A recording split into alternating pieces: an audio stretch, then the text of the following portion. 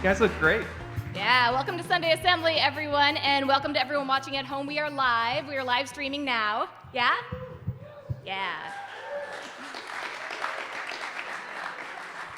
I'm Amy. I'm Ryan, and we'll be the hosts for today's Sunday Assembly. We are a God-free community that celebrates a worldview grounded in evidence and reason. Yeah. And today we'd like to welcome everyone and invite you to join us to live better, help often, and wonder more with us. This is the fourth time. This is the fourth time I've hosted, the fourth time you've asked me to host. That's right. Thank you very much. Mm-hmm. This is a fun story. It was about a year ago, I think, was the first time I hosted. And Amy, this is 100% true, she told me explicitly, she said, no political jokes. Yes. All right, so naturally the first thing I did was a Trump joke right out of the gate, just to make her nervous. It's good, it worked. And It was now, good. and now everyone's nervous. Yeah. So, Yeah. That first time was back when Trump was funny, right? Okay, so if you have any empty seats in your row, which really we don't, but if you see anything and you wouldn't mind moving toward the center, I've heard we have a Charizard in the parking lot, so we're going to have some Poke Hunters coming in a little bit later. We want them to fit in along the aisles. yeah. You guys liked that one. You liked it a lot. It's so relevant. I So know. relevant. We're so topical. Who's new? Who is new to Sunday? Yes, look at these guys. Yeah, Welcome. beautiful. Thank you. Really good to see you. And in the same way that Carl Sagan's pale blue dot showed us a new perspective of Earth, our name tags have a blue dot that shows us the new people. Aww. So if you see a dot, say hi, introduce yourself, and welcome them, please. Okay, today our theme is reading, writing, and rocket science. And later on today, we're going to have a scientist from JPL, Lyle Tavernier, who's going to talk to us about scientific literacy. I think this one's going to be really good. I think you, in particular, will find it really interesting, and that you'll learn a lot. Oh, just me, not you? You're going to be fine? No, I'm good. I do a lot of internet research. I feel, Oh, good. Oh, yeah. You're scientifically literate. Yeah, I got that Good down. for you. Okay, well then how about like a little test just to try Sure, it out? I'm game. Okay. I don't know, like how about NASA? What does that mean? What does it stand for? Yeah. The National Aeronautics and Space Administration. Okay, I think she's right. Good. Yeah. Right? Okay, a little trickier. How about radar? What is that? What does that stand for? Radio detection and ranging. Nice. Yeah. Okay. How about CRISPR? That is the bottom drawer of my refrigerator. That it edits genes, right? Okay. Okay, maybe we'll both learn something today then, maybe. Okay, I'll pay attention. Okay, good. All right, yeah, so now we are going to have some music. So we have a very long-time Sunday assembler who's going to be leading us today. Very excited. Fun fact, this guy right here, he's a geologist during the day, and then he plays music at night. So he studies rocks, and he rocks. Hey. Yeah? That's good.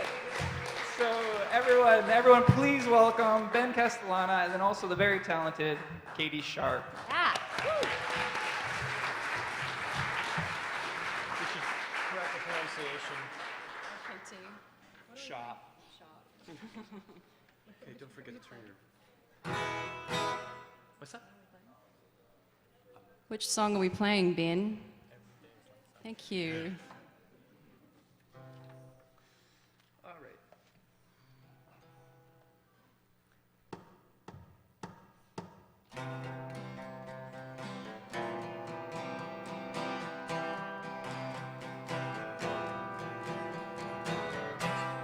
Trudging slowly over wet sand, back to the bench where your clothes were stolen. This is a coastal town that they forgot to close down. Armageddon, come Armageddon, come Armageddon, come. Every day is like Sunday. Every day is silent and gray. Out on the promenade, etch a postcard. card. How I dearly wish I was not here in the seaside town that they forgot to bomb. Come, a nuclear bomb.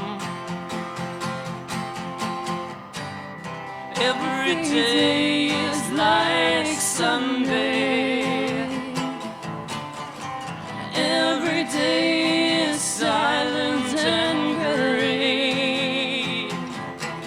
Trudging back over pebbles and sand, and a strange dust lands on your hands and not on your face, on your face, on your face, on your face.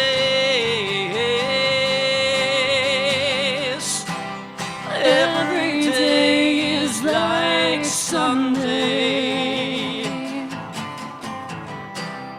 when yourself a cheap tray. Share some grease tea with me. Every day is silent and gray.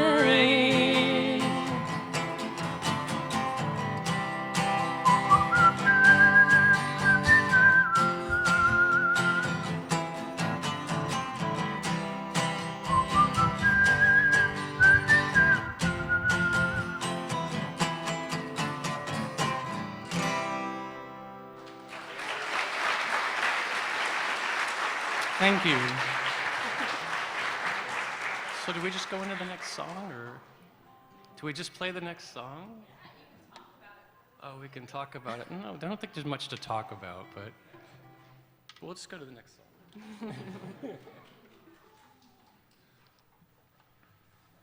Actually, we'll talk about it. This is my favorite song in the world. All right.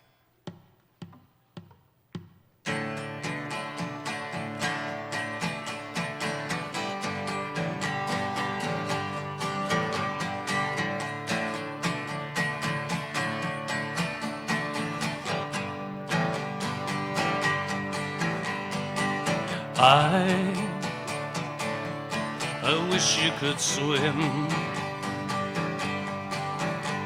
like the dolphins, like dolphins can swim. Nothing will keep us together. We can beat them forever and ever. Yes, we can be heroes just for one day. And I will be king. And you will be queen. And nothing will drive them away. We can be heroes just for one day. Yes, we can be us just for one day. And I can remember standing by the wall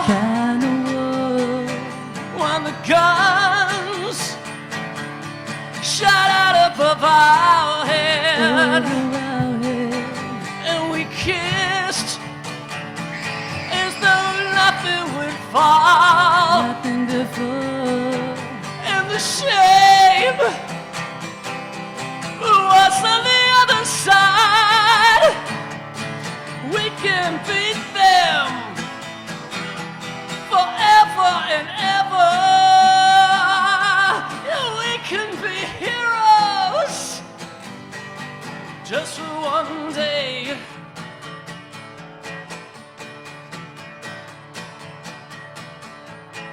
We can be heroes just for one. We can be heroes.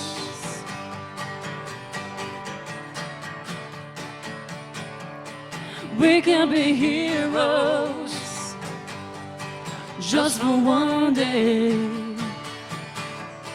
We can be heroes just for one day.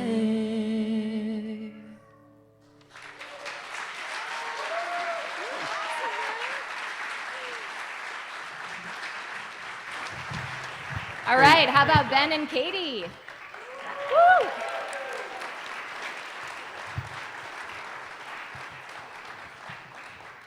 All right, our program is going to end around 12:30 or something today. And afterwards, we just want to invite you to come to the back. We're going to have snacks, we're going to have coffee, good conversation. We also have a community table, so check it out before you head out. Also, thank you to everyone who brought travel-sized toiletries today for the Sunday assembly line for the Homeless Project. And next month, we will be collecting non-perishable food to combat local food insecurity through the Westside Food Bank. You might remember from about 20-30 minutes ago when a volunteer asked you if you had any major life events coming up, like maybe an anniversary or a new job or anything challenging going on in your life that you want to share. So we're going to do that now, and then afterwards, if anyone else has something to share, you can just shout those out. This is something we called Assembler Milestones. So first up, we have Madeline O'Malley, starting 3rd grade. Congratulations. And then also Desmond O'Malley turns 4 on the 27th, so happy birthday. Yay. Molly Canute, who runs a Sunday social every month, just celebrated her birthday, and she spent a full week volunteering with Camp Quest West after that. Wow. Another birthday, we have Josh Torres. It's coming up on the 30th, so happy birthday, Josh. Where are you at, Josh? Happy birthday. Kate and Joe just had a baby girl, Alexis. Baby. Yeah. Now this one's serious. Julie Reagan and family made it through the sand fire. So we're glad you're good. We're glad you made it. We're so glad. And Cole, who coordinates our Twitter, just found out that she got an internship with American Public Media, and she's super excited. Wow. Great job, Cole. And then Bruno, Aaron's son, is turning 6 on Tuesday. So big. Hi. You want to read this one? I have one more. Jeff Sargent got a transfer at work, and now he'll be the adult librarian at the Cahuenga Library. So, Congrats, Jeff. Nice job. he's graduated from being the adolescent librarian. Is that what that is? Wow, growing up, Jeff. He's also Growing up. celebrating his birthday on the 23rd of this month. He will be 34. Aww. Happy birthday, Jeff. Did we miss anybody? Anybody? Anyone else have yeah. something? What do you got? Yay!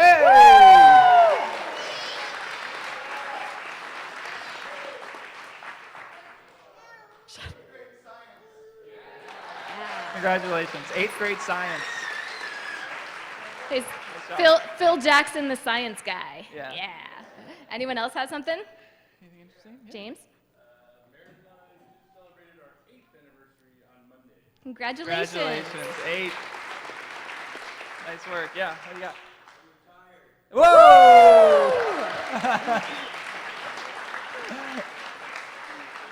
You're free.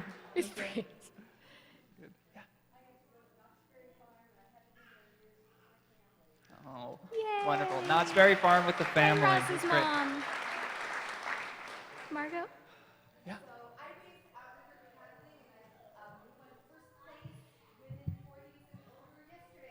Wow. Yay. Great job, Margot. Nice job. All right, that's wonderful. Nice job, everybody. Keep it real for next time. All right, Sayla kids are now going to convene across the driveway. So you have kids. We have child care. You can meet, Joaquin will be in the lobby, and then he will take your precious bundles of joy, and they'll have some fun. This month, we actually have a world-renowned quantum physicist who's going to talk entanglement theory for the kids. So they Oh, that's not true. She canceled, so it's not happening anymore. Well, there's probably like some coloring books maybe, or... Some stickers, yeah. Okay, they should be fine. They'll be fine. They'll have a good time. Yeah. All right, guys. Hey, time for icebreaker.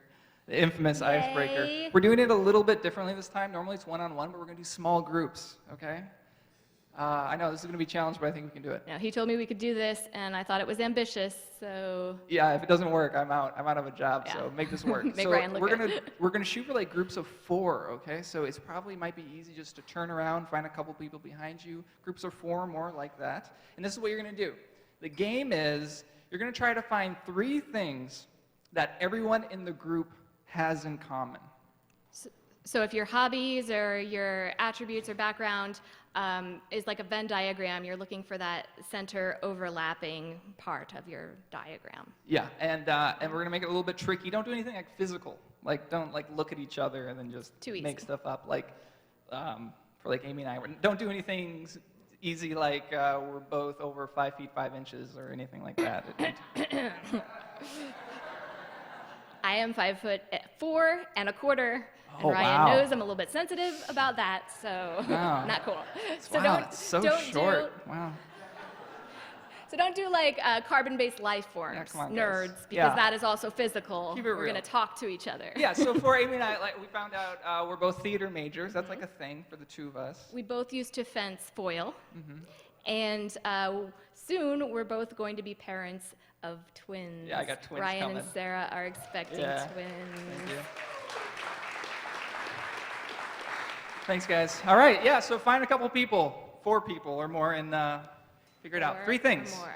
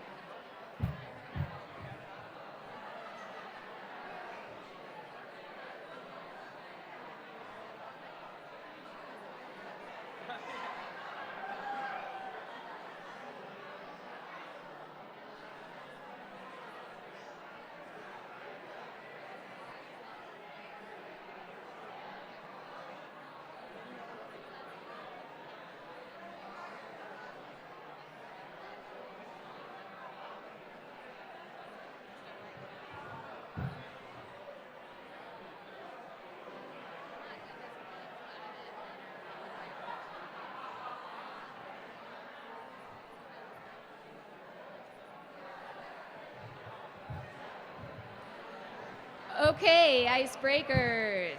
Break it up. Yeah, break it up. No more making friends.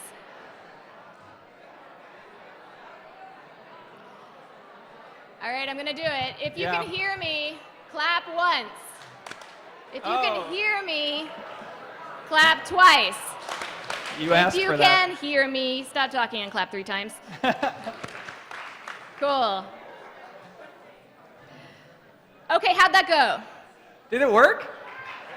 Did you figure things out? All right. We've not done this before, so I'm curious. Who wants to tell us what you found out about each other, what your group found out? Yeah. You Oh. all read a book? Read a book. A Read book? or wrote? Read, okay. Well, good for you. Like a particular book or just like a book? Okay, so you're all right. literate. Okay. Good. Marcia. Nobody Okay. from LA. Nice. That was a good Cool. one. That was a good one. Nice. All right. Okay. Yeah. Oh, that one's That's a pretty good good. one. That one's pretty good. I like that one. Yeah. Okay. Dog Good. people. Nice. Good.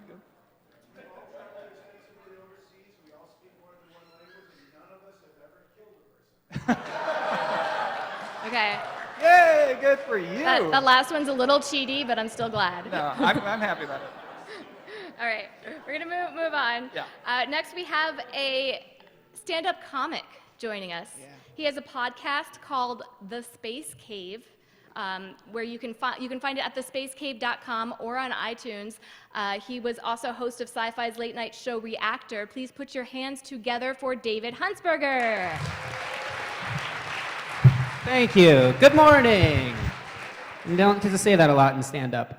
I'm worried about our trip to Mars. I have my doubts that we're going to colonize it. It was supposed to happen right around the corner, 2020, and then now it's 2030, then 2035.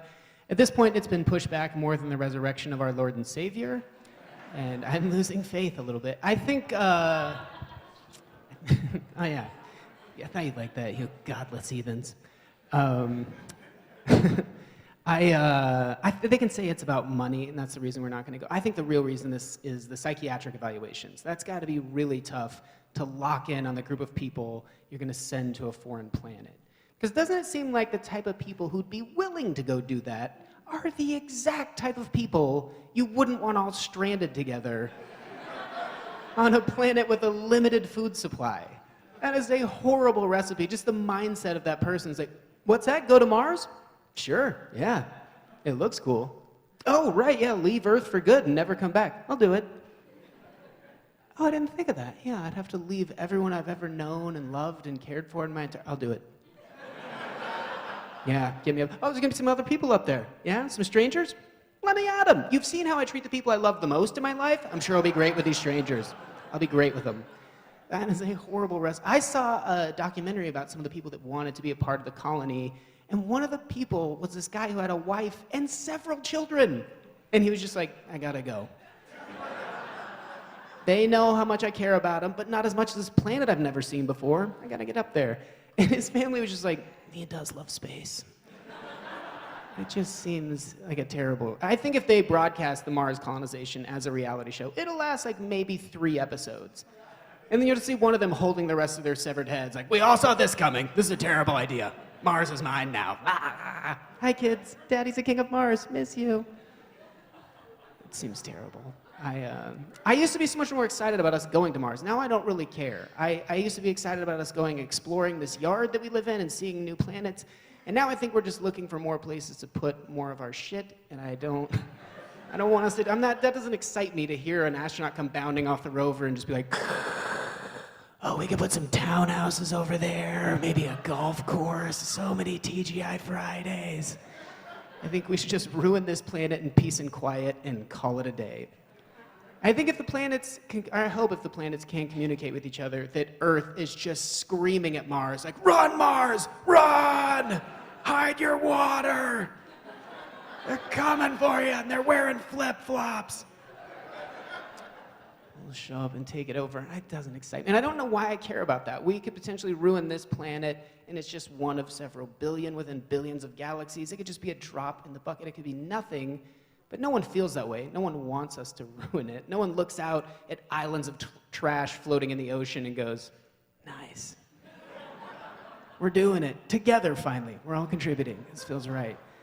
No one feels that way. It's gross because it's our home. It's where we live. It's Earth. It's our home. And more than that, it's our mother.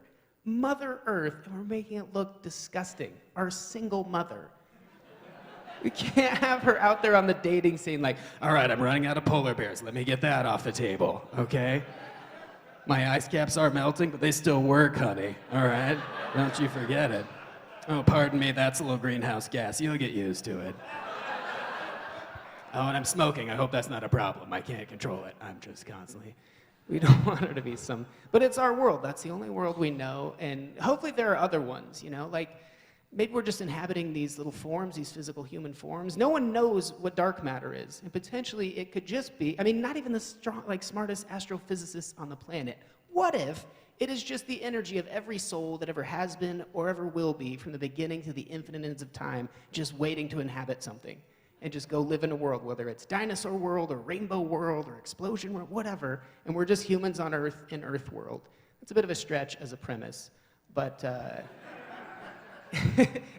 hope that's the case. It's weird that if that is the case, that we've really only locked into 3 main worlds that we concern ourselves with. This current reality that we all know, and heaven and hell. It's like the only 3 worlds we really ever talk about, which is crazy, and granted a lot of people here are probably not that psyched about heaven or hell. But you know a lot of people that are, and there's no way that heaven can be the best or hell can be the worst if there are just other worlds. If there are infinite other worlds, I'm sure they're bad, though. I'm sure, like, hell is on the far end of the spectrum as being bad. But it can't be the worst. I'm sure there are elements to it that make it better than other. Like, there could just be an element of camaraderie in hell that no one talks about. That would be just the one single good thing. If you're chained to a wall and you look over and make eye contact with someone, that's not bad. You just get a feeling of like, yeah, this does suck. I know, right? Yeah, have you ever noticed Satan has kind of a lazy eye? What is going on? Yeah, he does walk weird. He's like kind of pigeon-toed. What's that all about? Ah, shit, he heard me. I gotta go. Like, just that alone would make hell decent. And I think the worst thing you could deal with is not going to hell. If you lived a terrible life here, I think the worst punishment you could get, if there are countless other worlds that you could go into, and it's just like an amusement park, and people are dipping down through different lines to go in to these other worlds, I think the worst punishment you could receive for living a terrible life is just being perpetually trapped at the end of all of those lines. Right? And that's where I like to imagine that Hitler is. Constantly, just standing there like, so I guess it's my turn now to, nope, still this guy? Oh, this is unbelievable. Oh, this is unbelievable. Okay, so is this guy butchered his entire family? Is it still this guy? Oh, this is bullshit. I wasn't, I didn't hold the knife when the people, I know, we've gone over this. I don't want to, I think that's a perfect punishment for Hitler. I don't think heaven could be the best either, as far as, granted, I don't think a lot of you agree with that either. I don't think heaven could be the best. I'm sure it's, and I hope your relatives that want to go, I hope they get to go there. It seems like a cool world. Probably not the best, though. You know, if you were in this middle ether, kind of up in the dark nothing, and you ran into 2 known entities and asked them where they were going, and the first one was like, I'm going to heaven. And the second one was like, I'm going to the lobster void. You wouldn't just race off to heaven. You'd at least stop to hear him. It's like, tell me a little bit more about this one. Oh, it's cool, man. You're in this viscous fluid that extends in all directions, man. And you don't know you're a lobster, but you're pretty sure you are. You got these claws out in front of you, dude. And these beams of light come shooting past you, and you got to snap at them, and they tingle your skin like a little dose of heroin, man. And when you finally grab one of them, dude, it breaks you apart into like 1,000,000 diamonds, and they shine with the light of the love of everyone you've ever known in your entire life. And you see all their faces, and then you all just explode into a giant orgasm and reassemble and do it all over again. You'd be like, okay. What's yours again? Oh, you get a harp and hang out on a cloud? I'm going to catch up with you. I definitely am going to catch up with you. There's no way you'd go. And I think we all already kind of know that, even people who are like seriously into heaven, I think they all know that it's not the best, because no one refers to it as the best. You'd say, someone that lost someone, you go, hey, sorry to hear about your uncle. And they'll go, I know, yeah, it sucks. He's in a better place. Not the best place. They never say the best place. All right, thanks a lot. Good afternoon. Yeah, keep it going for David. Thanks, man. Thank you. He also brought a little bit of merch. It's going to be back by the community table, so you can check out some stuff that he brought for us. Now it's our featured speaker. He is an educational technology specialist at NASA's Jet Propulsion Laboratory, and he specializes in integrating technology into classroom instruction and providing STEM education through distance learning technologies. Everyone, please welcome Lyle Tavernier.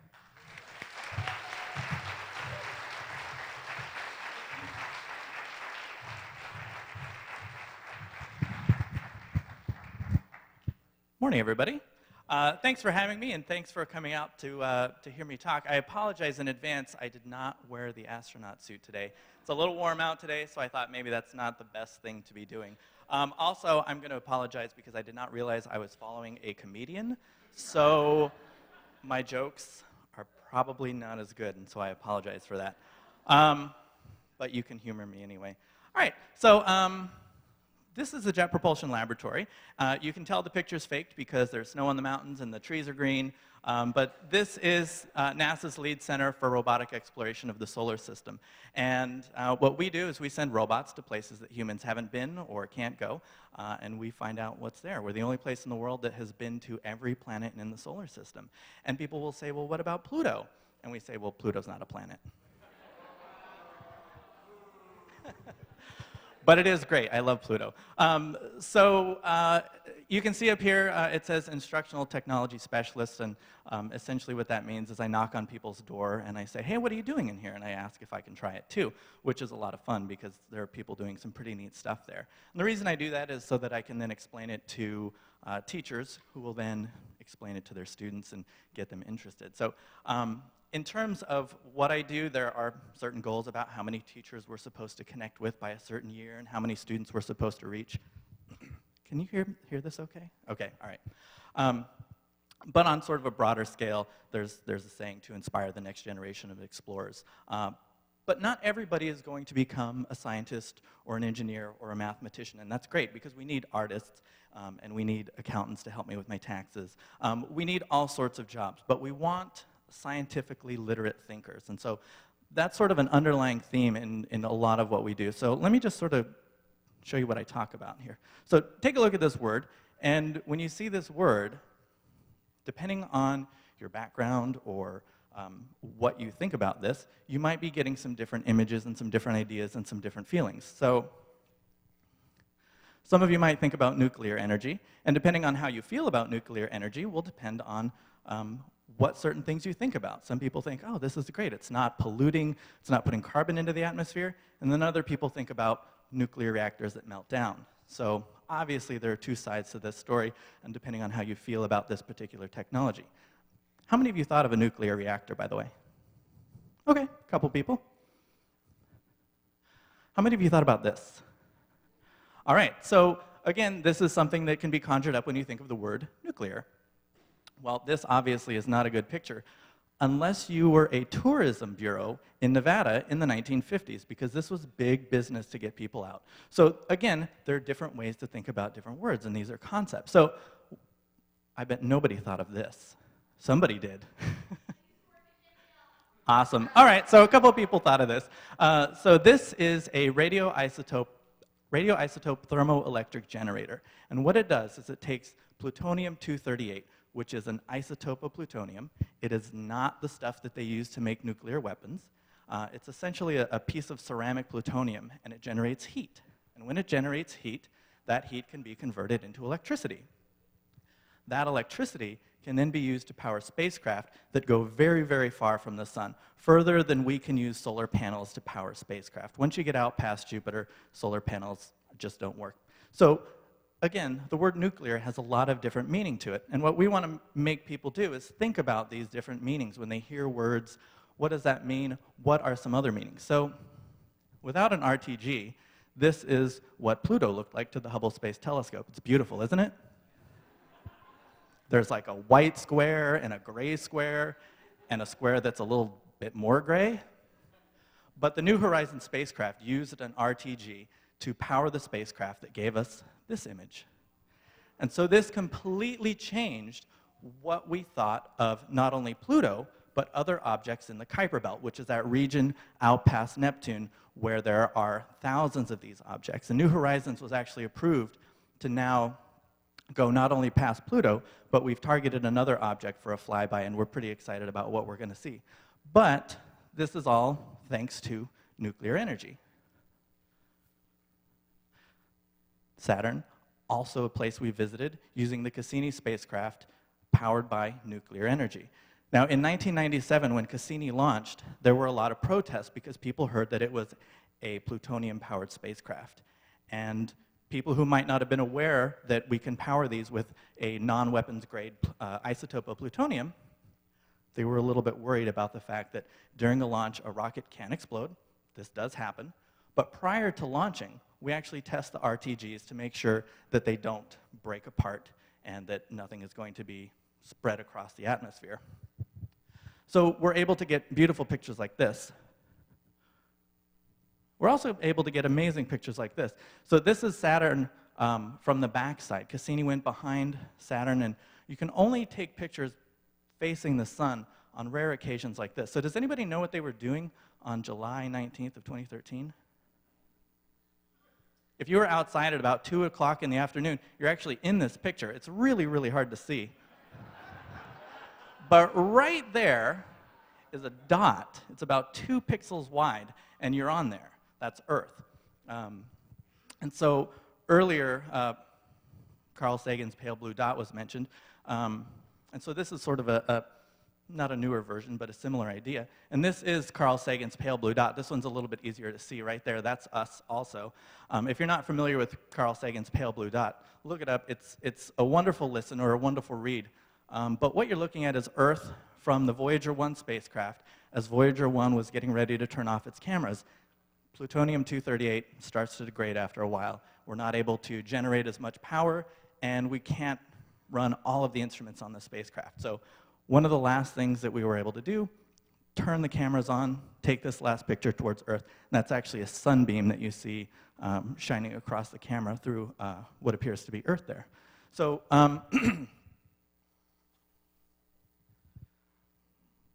so if you take a look at this, this is actually what we call NASA spin-offs. So people think, okay, well, these are great and beautiful pictures, but they cost a lot of money. And we're just, sending these spacecraft out there. They cost lots of money and they give us pretty pictures, but what are they doing?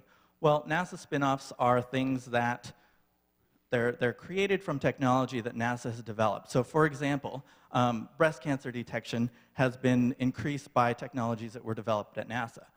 You've got firefighter gear. Grooving on pavement was actually developed by the space shuttle program, where the space shuttle would land on the runway, and they needed a way to make sure that it was safer and so that it wouldn't slip off of the runway. So we have all of these different technologies that we call spin-off technologies, and we want people to understand that these technologies are things that we use because of NASA, and we do have a lot of different ones. So if you remember in Nepal, there was a pretty massive earthquake last spring, and there's a technology at JPL that was developed that was used to create something called the Finder. Now, the Finder is able to listen for heartbeats underground through the rubble. And so using this Finder, they were able to search the areas to find people that were buried underground. They could hear their heartbeat, and they knew where to then dig for these survivors. And we were able to, I say we, I wasn't there, but we're able to use these technologies that NASA develops to then better humanity.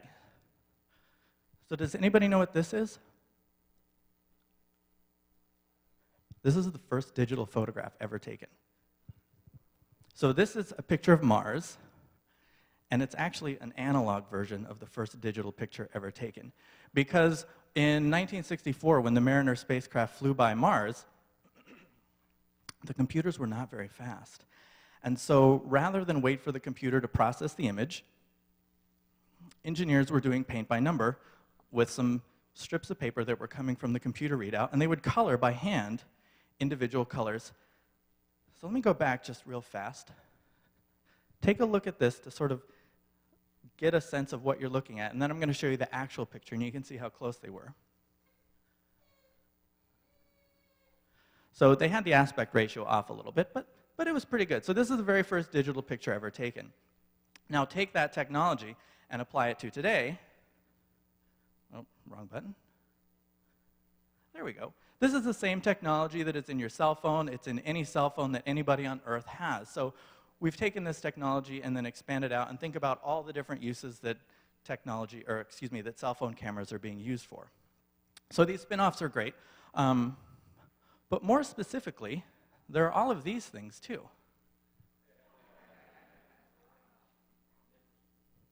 I almost saw one. So those are actually just some. But it's also important to be a scientifically literate community because you get things like ballot propositions. There are 17 on the California ballot in November.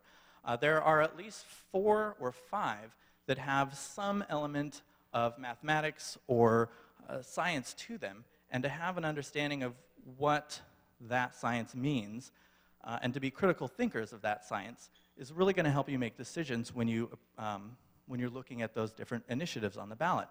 There are ones related to medical and health science. There are some related to pollution and earth sciences. So having an understanding of what kind of language people are using when they're trying to convince you that this is a good measure or a bad measure is really important. So again, thinking about that word nuclear, that word gets tossed around a lot, and depending on what it is and what it's being used for will depend or will determine what you might think about. So keep that in mind when when you're looking at these different ballot measures. So in order to do that, we have a lot of different ways that we reach out to the public and students in general. So we have our website, lots of information. As you can see, it says here the latest from space. There's always more information coming up here. We also have a lot of different events. How many of you have been to a JPL open house before? All right, I'm not supposed to call it open house because you now have to get a ticket for it, but the ticket's free. So just don't tell anybody I said open house, okay? We do public lectures. Once a month, we open our gates to people on a Thursday night to come in and hear people talk. Those are also streamed online. We have speaker series where people will go out. We have special events and we have competitions. We have one competition that's one of my favorites. It's called the JPL Engineering Design Challenge, where we challenge high school students and middle school students to design a contraption that will accomplish a task. They compete against JPL teams, and usually the JPL teams lose. I think last year a middle school team came in first, and that was really exciting. So we have these sorts of events. We have social media. We have Instagram. We have Facebook. We have Twitter. And this is another way we get information out so that people can learn about what's going on. And more specifically is the education side of things where I work. We have intern programs where college students, graduate students, faculty, postdocs, they'll come to JPL and they'll spend the summer or a semester learning about what we do and how we do things at JPL, preparing them for either a future career at JPL or somewhere in the engineering and science and mathematics fields. We also have informal education so that when we have students who are at libraries or summer school programs or after school programs or camps, they're being exposed to this scientific way of thinking. We also do, very specifically, what I'm involved in is teacher education, where we train teachers to use the different technologies that we have to incorporate what we're doing into their instruction.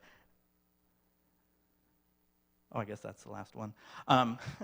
So we have all of these different methods, and it's the way that we try to take what we're doing, let people know that being a scientifically literate, critical consumer of information is very important, even if they're not going to be a scientist or an engineer or a mathematician or a technologist. But to be able to think that way and understand what's out there for them to take a look at and think about. So with that, thank you very much.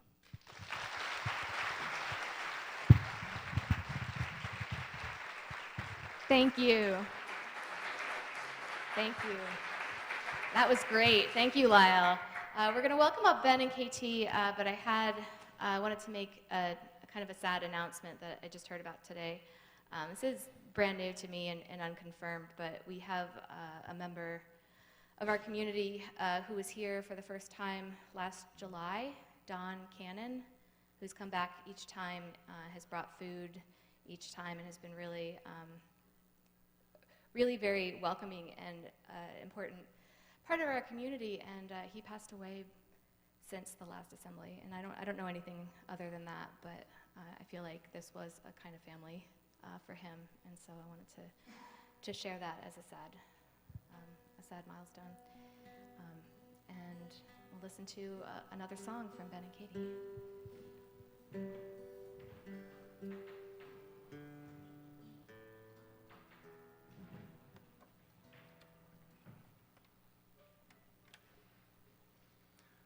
Okay. Oh, I guess I should get over this way. Okay. 1, 2.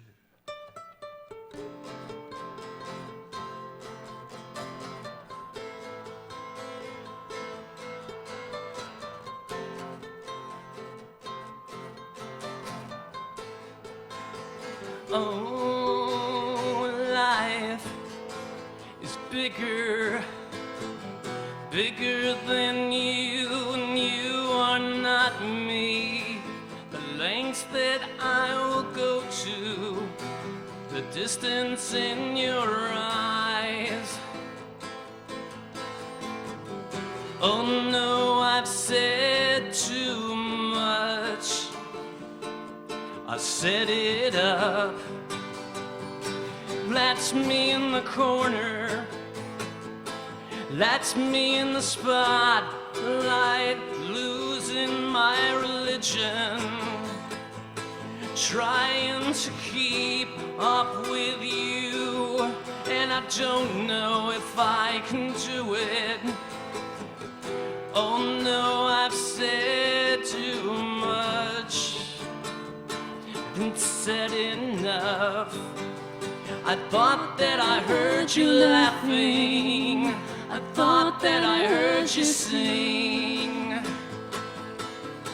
I think I thought I saw you try. Every whisper of every waking hour, I'm choosing my confessions, trying to keep an eye on you, like a hurt, lost and blinded fool. Oh no, I've said too much. I set it up. Consider this, the hint of the century. Consider this, the slip that brought me to my knees failed. What if all these fantasies come flailing around, and now I've said too much? I thought that I heard you laughing. I thought that I heard you sing. I think I thought I saw you try.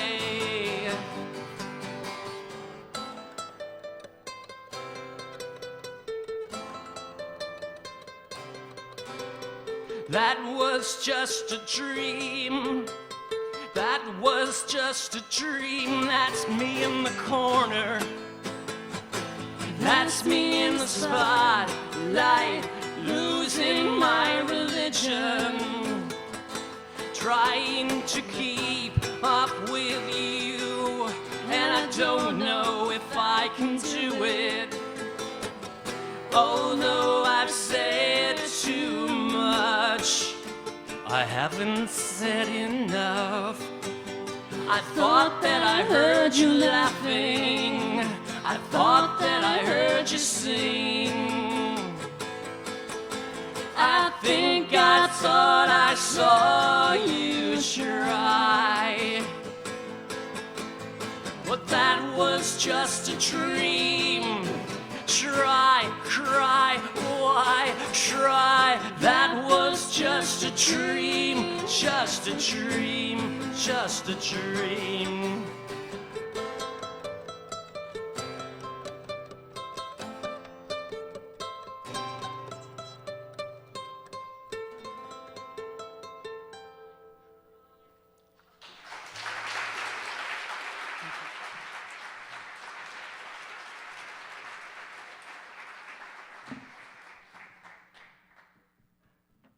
Thank you. That was beautiful. Every month we ask an assembler to share a personal story. And this month we are welcoming a fairly new assembler. She's the president of the Skeptics group at UCLA. Please welcome Jenny Chu.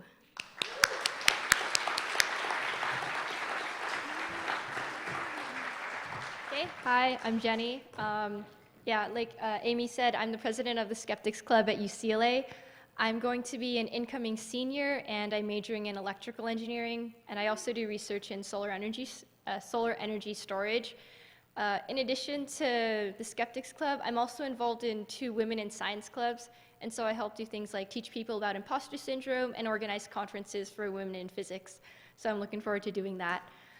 So I was thinking about doing our best, and I didn't have like a big story to share, but I can share how this relates to me on more of a daily basis. And on a daily basis, I think doing my best for me really means just trying to meet new people.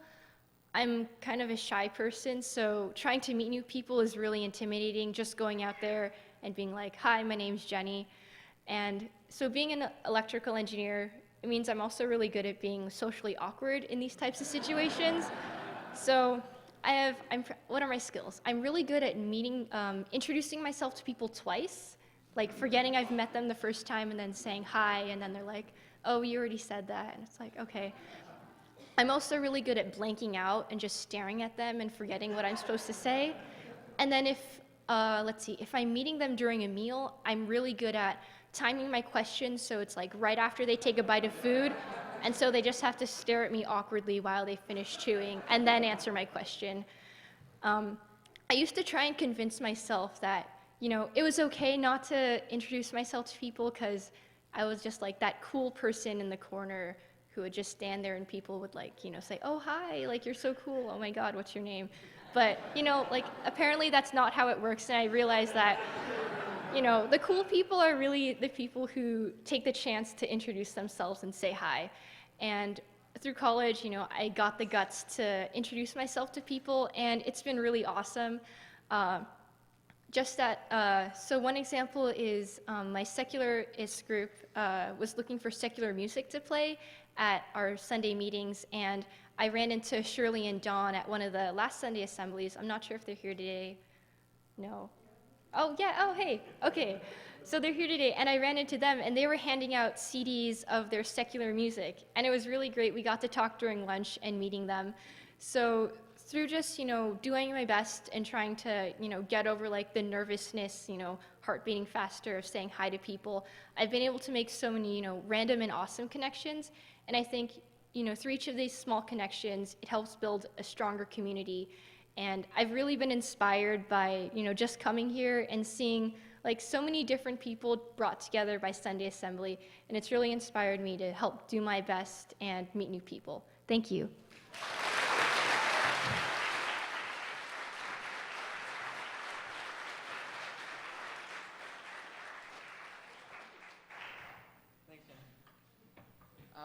We will now be doing we'll ask Margot to come on up. Hi, Margot. And she'll be leading us through a breathing meditation for our quiet reflection. That one might not be on. Hi, friends. Or can it be on? Carlos, can it be on? No, it can't be on.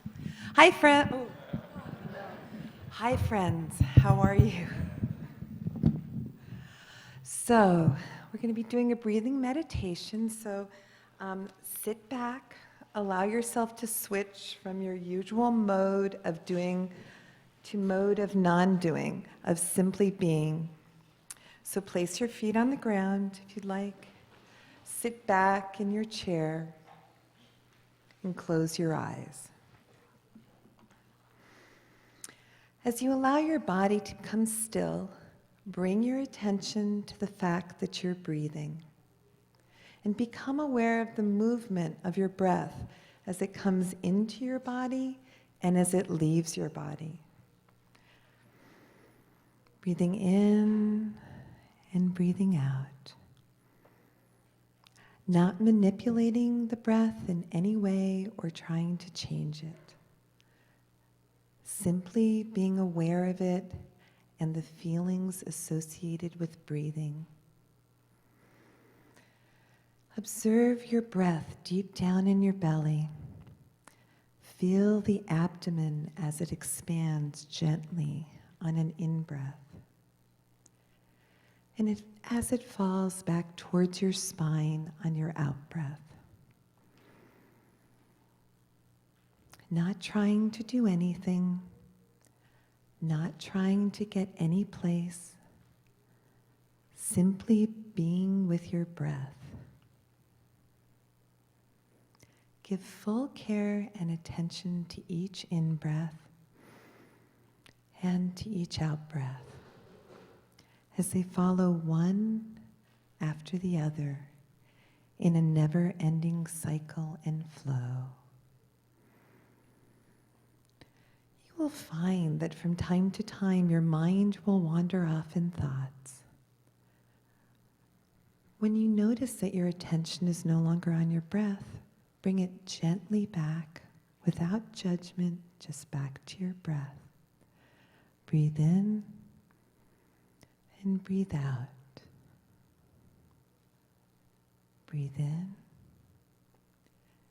and breathe out.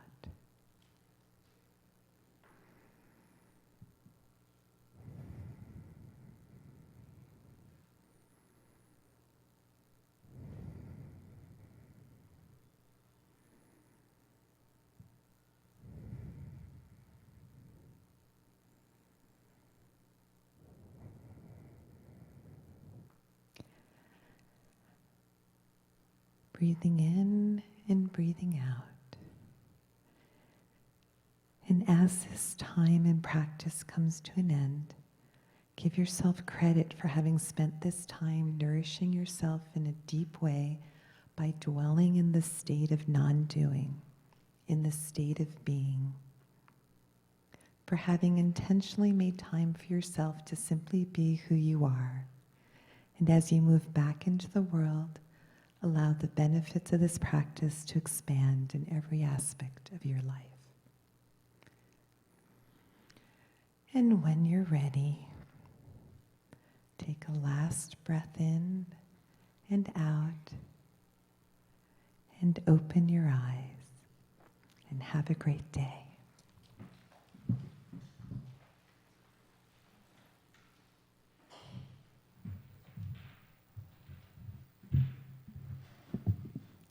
Thank you, Margot. That was really nice. As you probably all know, Sunday Assembly LA is 100% volunteer run. It costs us about $1,200 each month to put on an assembly between the venue and the insurance and all the other expenses, and we deeply appreciate your help with that. The boxes are coming around now. If you prefer to donate by credit card, you can always do that online on the website, and for your convenience, there are some people with credit card readers. If you just raise your hand, they'll come to you. We appreciate all the ways that you support us here, with whether it's volunteering or financial, or just showing up and being part of our community. We really appreciate our members too, and I'd like to welcome our new members. From this month, we had quite a few, Mike, James and Meredith, Matt, and Rebecca. Thanks for becoming Sunday Assembly LA members. Thanks, guys. Online. Yeah, give it up. New members. All right, so we have some social events coming up, and this month is a big month because we have two Sunday socials. So next Sunday, Sunday Assembly. 2 Sunday socials. That's never happened before. First time. We have Sunday Assembly Orange County is hosting a lakeside potluck picnic, and we're invited. So you can head on down, check out the website. There's some water there, so you can, feed ducks. I don't know. It's going to be great. Check it out. It's a potluck, so there'll be lots of things. The water will be in the lake, which will be pretty. Yes. It'll be nice. They want us to come. We should. Yeah, so let's go. Sean, you can talk to Sean, and he'll have more details. Check out the website. That's going to be August 21st. That's from 11 to 1 at Miles Square Park. And then I think this is like our regular Sunday social. That was our bonus. Our regular is going to be at the Long Beach Aquarium, and that's going to be on August 28th. Again, check out the website. You can also talk to Molly, and she can give you details. That says September 4th, but that is incorrect. It is August 28th. That's wrong. That's wrong, yeah. Don't listen to that. Listen to Ryan. Ignore the man behind the curtain. And Molly will be running the Sunday social as usual, so you can talk to Molly. Who's there? Cool. Another announcement. This has been a long time in coming, but we are about to take the staff of Sunday Assembly LA from a size of 0 to a size of 1. And it's big, it's big. So that job is now posted, and we are accepting applications. So if you want to take a look at that, and especially if you'd like to share that with your networks, it's a community organizing position. So if you know anyone who wants to help build an exciting, supportive community and work with some incredible people and get paid to do that, this is a full-time position, and you can find that at sundayassemblyla.org/jobs. So share on social media or take a look at that. All right, so before we get to the last song, details next, Someday Assembly is going to be on September 11th, and it's going to be Kate Scalisi is going to be talking about subjects in sexuality that you did not learn in the classroom and the consequence that that had on society. So that one's going to be very interesting. Please check it out. You can RSVP at sundayassemblyla.org. Also post it on social media, let everybody know you're coming. And oh, we're now on Yelp, which is cool. I didn't know not restaurants could be on Yelp. It turns out they don't have a secular community section. Surprise, so surprise. We're under churches. That's what they Whatever, told that's us fine. would be, that's where they told us we go. So if you had a good time, or I mean, if not, it's Yelp, but just go on, Yeah. go to Yelp, write a review. It'll give us visibility so more people that are interested in this type of thing can find us. Yeah. So We just yeah. want to help people who are looking for this sort of thing find this sort of thing. We have, as usual, lots of events at Sunday Assembly LA. We have a new discussion group called a Skeptics Pena that Wilmer is organizing. Thank you, Wilmer. We have our regular discussion group that Margot runs. We have game nights. We have trivia nights. You can also always host your own. We're never sure if everyone knows this, but you can host an event just by going to the website under service or under social events, and just at the bottom, if you want to do something or you're already doing something and you want to invite Sunday Assembly friends to come along, we're happy to help you get that set up. And we have a service event that is brand new, that is not listed. We worked with the LA Kitchen a couple months back after we had Robert Eggers speak, and it was a really popular event downtown. So we're doing that again on September 16th. Thank you, Julia Regan, for helping us set that up. You'll be able to find that on the website soon, but save the date, September 17th. It's a Saturday. We're going to be helping out with the LA Kitchen. Coffee, cake? Yeah. And coffee and cake. You guys know the drill. Afterwards, you want to stick around, talk to us some more, eat some cake, drink some coffee. We'll be here till about 1:30. And if you're not sick of us, at that point, we're going to go across the street. Everyone's invited to lunch. The Oinkster always expects a big crowd because that's how we do it. Thank you, How we do. So yeah, everyone, thank for you. coming out. Thank you, everybody. I want to thank Lyle. I want to thank Ben. Thank you to Katie. Thank you, Jenny. Thank you so much. And then also thanks. Thanks, Thank you, Dave. We David. Thank you, appreciate all of you. that. Yeah, you. so. Thanks, guys. So we should stand up for this one, right? We're going to stand up. Everyone stand for up. one last song. Let's song. do it. Jump up. Like it.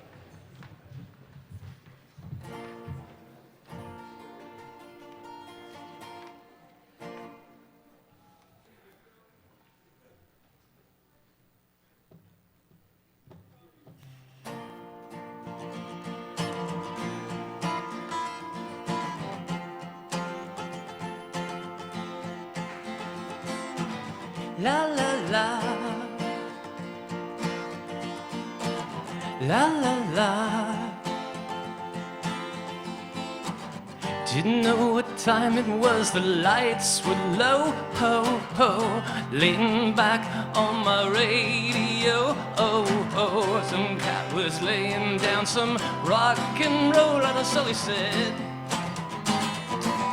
The downtown did seem to fade away. Hey, hey, came back a slow voice on a wave of fade. Hey, hey, and no DJ, that was hazy cosmic jive.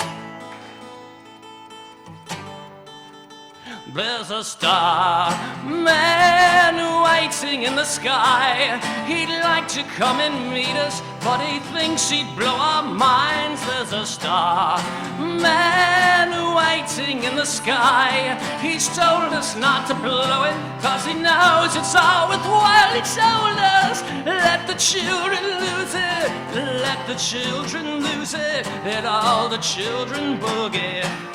La la la la la la la la la la la la la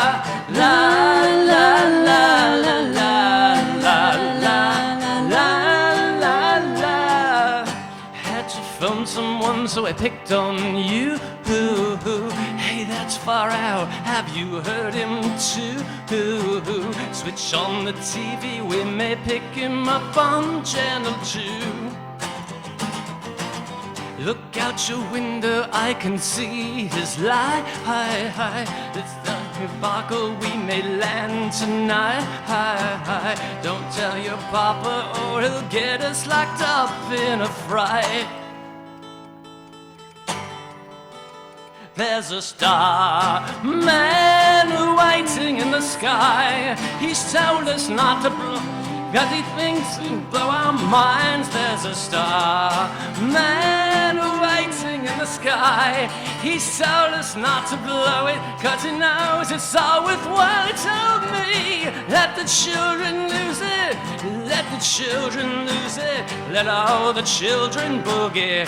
Star man waiting in the sky. He'd like to come and meet us, but he thinks he'd blow our minds. There's a star man waiting in the sky. He's told us not to blow it, 'cause he knows it's all worthwhile. He told me, let the children lose it, let all the children use it, let all the children boogie. La la la la la la la la la la la la la la la la la la la la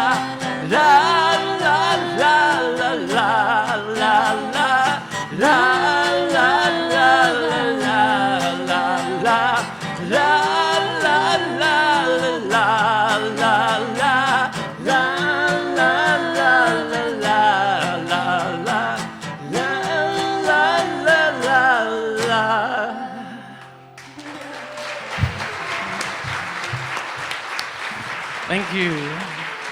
Thank you, Ben and Katie. That's a wrap, everyone. Thanks so much. Until next time, live better, help often, wonder more.